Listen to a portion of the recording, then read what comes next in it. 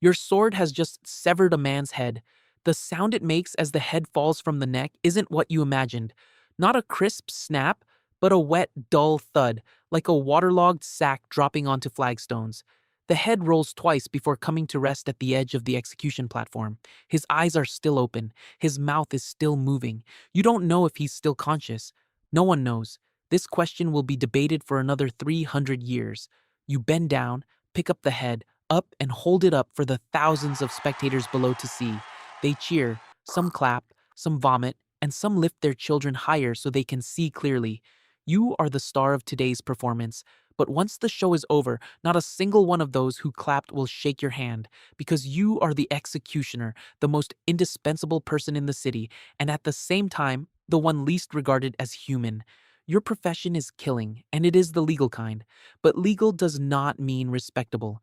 In medieval Europe, you are the right hand of the law, yet also society's outcast. You stand at the very center of civilization, yet civilization pretends not to see you. You didn't choose this job, no one would choose this job. You were chosen, or more accurately, you were trapped in it. In medieval Germany, executioner was a hereditary profession. Your father was an executioner, your grandfather was an executioner, and your great-grandfather most likely was too. This lineage is not a source of honor, but a curse. Once someone in your family picked up that sword, your descendants are permanently chained to this role. Because society classifies you as dishonorable people, unehrliche Leute in German, you stand alongside butchers, gravediggers, night soil collectors, prostitutes, and traveling performers. You are the sewers of society. You do all the dirty work. But no one wants to admit the sewers even exist. The story of Franz Schmidt, Nuremberg's most famous executioner. Schmidt began like this. His father, Heinrich, was originally a lumberjack in the Bavarian town of Hof.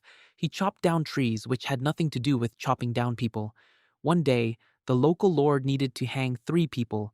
He pointed at random from the crowd and singled out Heinrich, telling him, "Either you do the hanging or I'll hang you along with the 2 people next to you."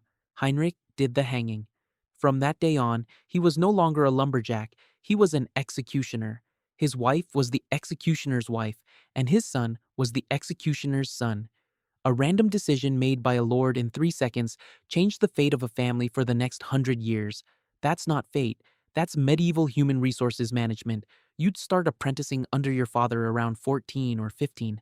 What did you learn? You learned how to kill, but not the kind of brutal hacking and slashing you might imagine. Execution is a technical craft, and an extremely demanding one at that. You had to learn to behead with a sword, the most common method of execution. A heavy sword, gripped with both hands. One clean, decisive stroke to sever the head from the neck. It sounds simple, but it's nearly impossible to execute. A human neck is not a piece of wood. It contains the spine, muscles, blood vessels, and the windpipe. Your sword must strike the exact spot at the precise angle and with the exact force to finish the job in a single stroke. If you miss, if the cut is too shallow, or if you slice into the shoulder, the person won't die. They'll scream, they'll struggle. The crowd below will turn from cheering to fury because in the medieval public consciousness, a single fatal blow was an act of God's mercy, while taking 2 or 3 blows to kill was a sign of the executioner's incompetence and an insult to the condemned soul. Records show that executioners who failed to kill after 3 blows were beaten to death on the spot by an enraged crowd. The occupational hazards of your job aren't just psychological trauma, they also include being stoned to death by your audience. So you practice. You practice on animal carcasses, on pumpkins, on sandbags. You have to find that feeling, the angle at which the blade slices through the gap between the vertebrae, the force, the speed. Franz Schmidt recorded 361 executions over his 45-year career in his diary. Almost every beheading was accomplished with a single stroke, a success rate that was legendary at the time. He was known as Meister Franz, a man who earned a title of respect for killing so cleanly. The logic of this world is sometimes so absurd that you cannot describe it with ordinary language. But beheading is only part of your job. You also carry out hangings.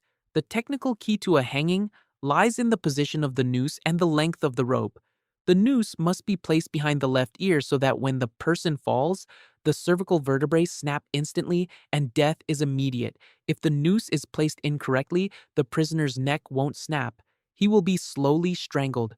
This process can last 15 to 20 minutes. His face will turn purple, his tongue will hang out, and his body will convulse violently. The spectators below will witness a person performing a 20-minute dance of death in the air. This is not the outcome you want. You want it to be clean, quick, and professional because your reputation depends on your efficiency in killing. Next is the wheel.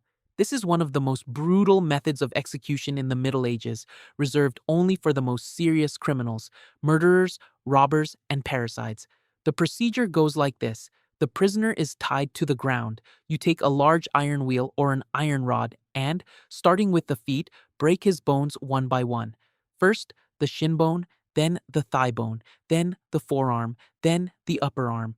Every blow must strike the bone precisely. You must not miss and hit a joint because while the pain at a joint is intense, it does not cause a fracture. What you want is a fracture, a clean, crisp one, the sound of which can be heard by the spectators below. After all the bones have been broken, the prisoner is still alive. He is woven into the spokes of the wheel, which is then raised and impaled on a pillar, and he hangs there, waiting to die. This process can last for days. Sometimes the official may mercifully order you to deliver a fatal blow after breaking the bones, shattering the sternum or skull. This is called from top to bottom.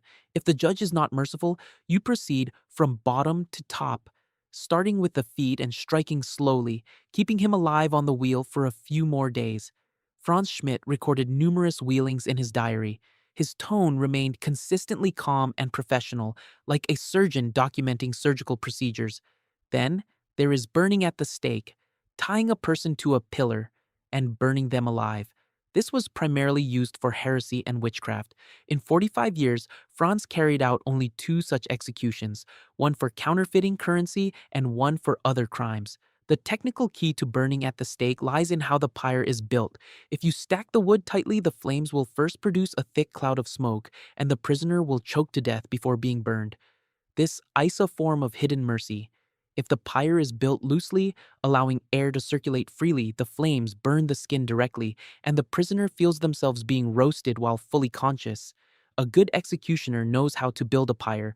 This knowledge isn't found in any textbook. It's passed down only through oral tradition within executioner families. Besides killing, you have a great deal of non-lethal work: flogging, ear cutting, finger amputation, branding, and tying prisoners to the pillory for public display. Franz's diary records 345 instances of such minor punishments, plus 361 executions. Over his lifetime, he inflicted officially sanctioned harm on a total of 706 people, an average of once every 3 weeks. It is a stable job if you ignore the nature of the work. What about the pay? You might not believe it, but it was quite good.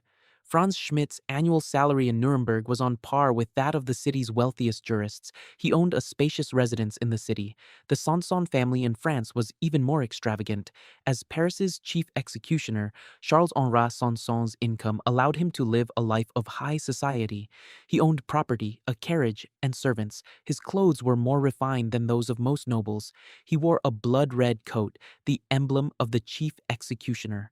On the streets of Paris, that red coat was more recognizable than any noble's insignia. People made way when they saw the red, not out of respect, but out of fear. You have money, but you can't buy a friend willing to dine with you. This is the most absurd aspect of an executioner's life. You have money, a house, and a role indispensable to society, yet you are a social outcast. In the German regions, executioners were not allowed to enter the church through the main door. They had to use the side entrance. They could not sit in the pews with ordinary worshippers, but were confined to a specially designated corner. You could not go to public baths, could not enter taverns, and could not join any guild, the guilds being the basic organizational units of medieval urban society. Not being able to join a guild, this meant you did not exist within the social structure.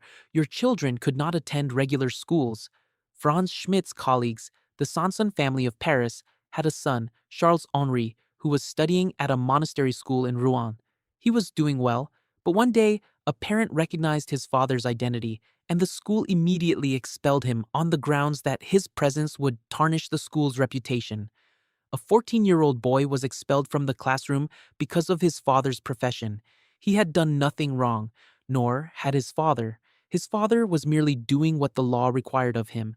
But in the Middle Ages, what the law required you to do and what society permitted you to do were two entirely different sets of rules. Could he get married? Yes, but only to someone of his own kind. The executioner's daughter married the executioner's son. The butcher's daughter married the gravedigger's son. People of ill repute could only marry within their own circles. This wasn't a legal requirement, it was a social reality. No respectable family would willingly give their daughter in marriage to a man who made his living by killing people. Franz Schmidt married Maria Beck, the daughter of the former chief executioner. The Sanson family was the same. 6 generations, 159 years, almost all marriages took place within the executioner's family. Your bloodline is a closed loop. Once you're in, you can't get out. It's like a prison built with marriage certificates. But do you know what the greatest irony is? The executioner is also a doctor. Yes, a doctor. In the Middle Ages, executioners were among the few people permitted to examine the human body from the inside. You cut open skin, break bones, and examine internal organs every day. You know more about human anatomy than most legitimate doctors. Legitimate doctors study at universities and memorize ancient Greek theories, but they rarely actually open up a human body. You were cutting into bodies every week. So many executioners moonlighted as doctors, treating fractures, dislocations, skin diseases, and even prescribing medicine. Franz Schmidt worked full-time as a medical consultant after retiring. Historians estimate he conducted roughly 15,000 medical consultations in his lifetime. 15,000. A man whose primary occupation was killing, whose side job was saving lives. The same hands that broke bones by day set them by night. The contradiction is so vast that your brain needs a reboot just to process it. The Sansons of France took this contradiction to its extreme. Charles-Henri Sanson, Paris's chief executioner and the fourth generation of the Sanson family, originally wanted to be a doctor.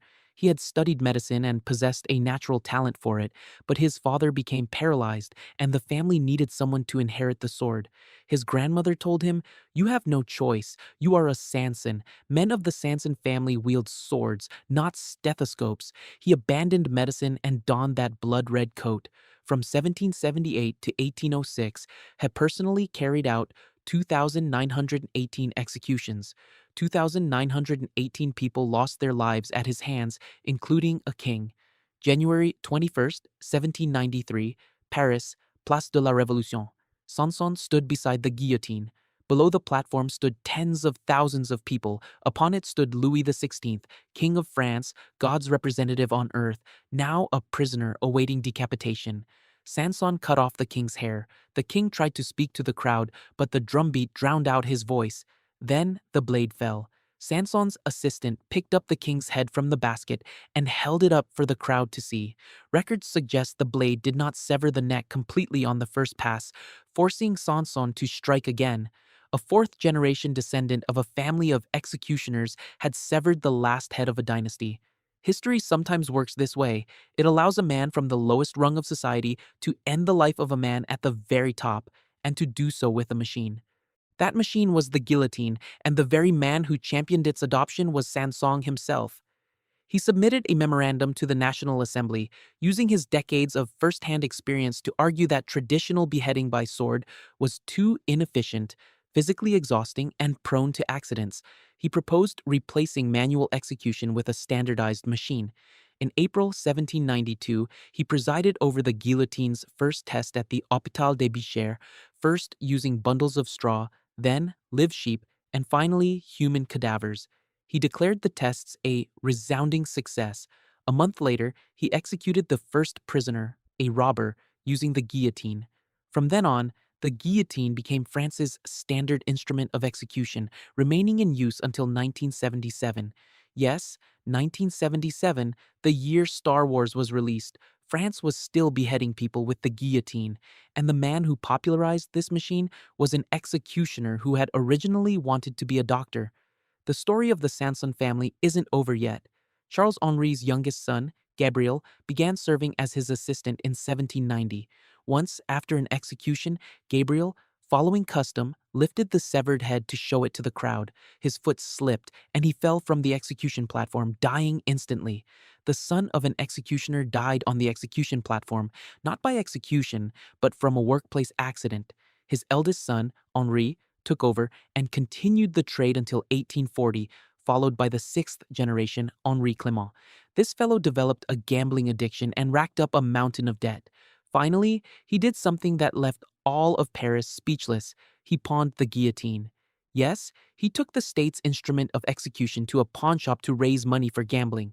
When the government found out, they nearly died of rage and fired him on the spot. The Sanson family's 159-year tradition of execution came to an end with a pawn ticket. Later, the staff at Madame Tussaud's bought the original guillotine parts used during the Reign of Terror from him. A family's legacy became an exhibit at a tourist attraction. Now back to you, an ordinary medieval German executioner. What was your day like? Most of the time, you weren't killing people. Executions didn't happen every day, sometimes once a month, sometimes once every few months. Your daily work was more like that of a city's general contractor for dirty jobs. You were responsible for clearing animal carcasses from the streets, managing public toilets and sewage pits, collecting taxes from lepers and prostitutes, and overseeing gambling dens. You were the intersection of the city's sanitation, tax, and law enforcement, a man handling the duties of three departments, all of which involved the kind of work no one else wanted to do. Execution Day is your moment in the spotlight, and your most nerve-wracking moment. The entire city comes to watch. In the Middle Ages, executions were a form of public entertainment, roughly equivalent to today's Super Bowl or World Cup final. Vendors sell food and drinks around the execution site, and parents bring their children for a lesson in the law. The wealthy rent window seats in nearby buildings, much like renting VIP boxes today. You stand on the execution platform, clad in your uniform. Everyone is watching you. Every move you make is scrutinized by thousands of eyes.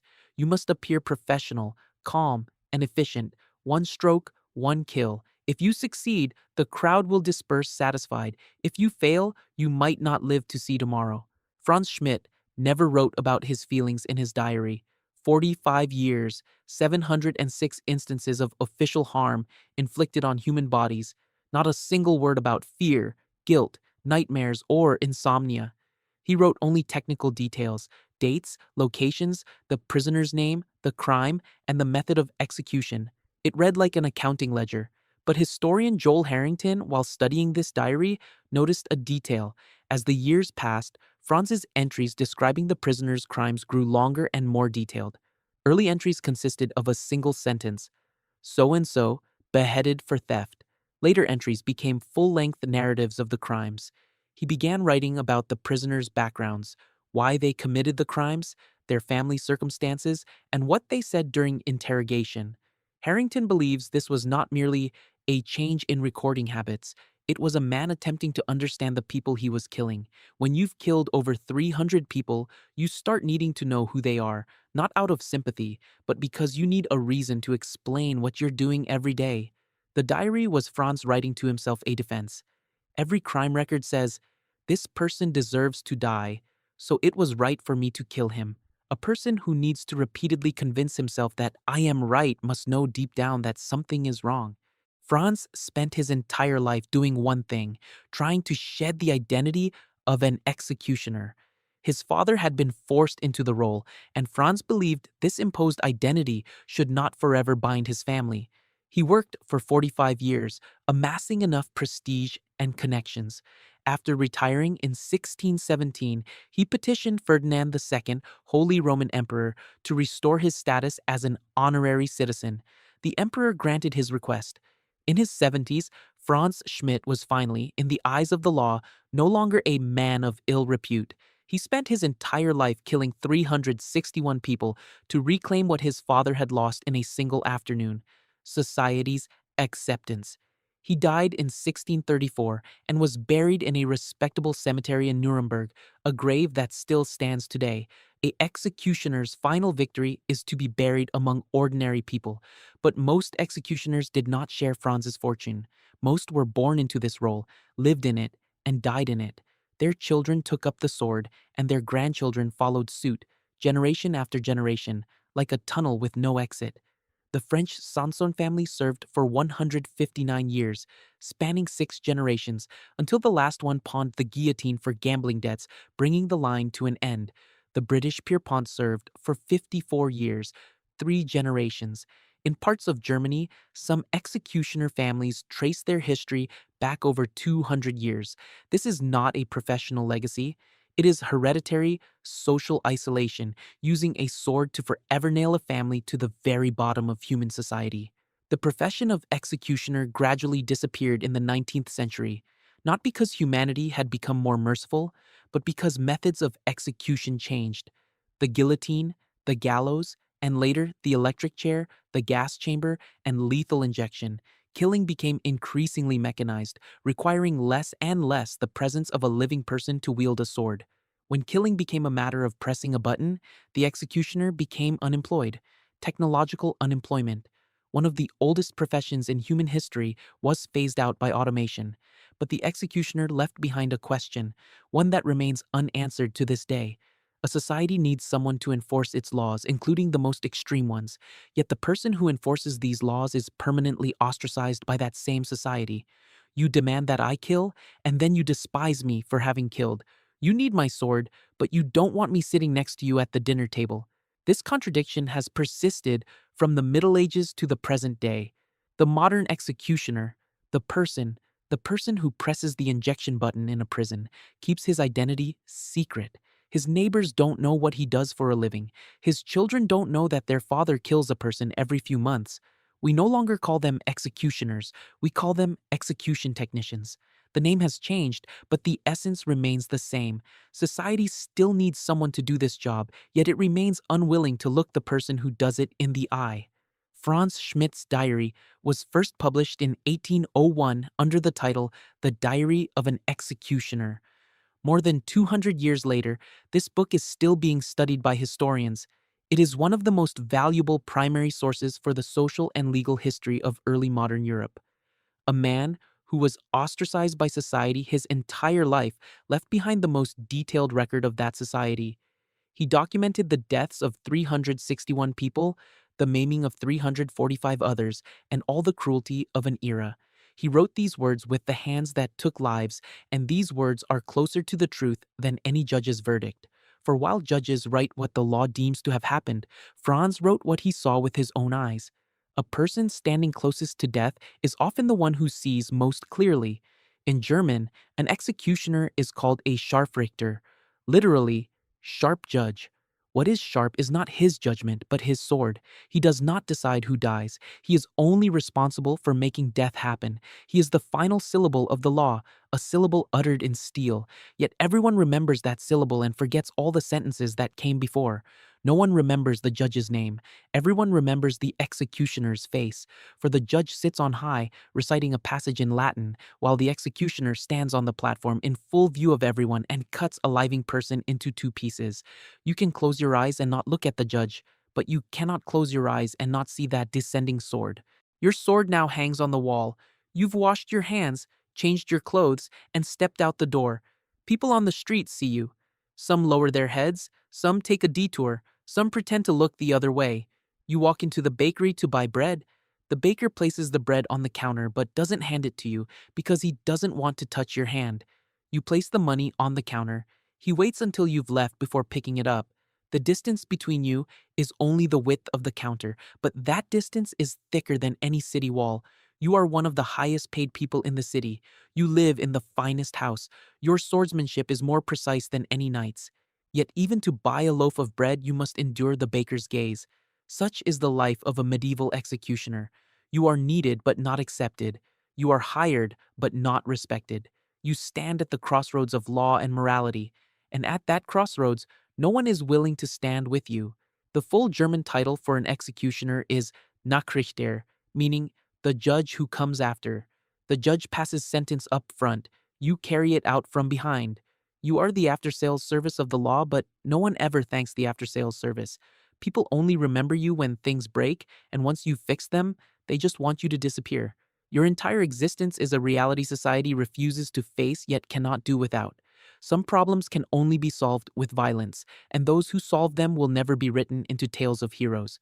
They will only be recorded in the executioner's diary, with a calm, professional, and emotionless strokes recording the date each sword falls and every name that will never speak again.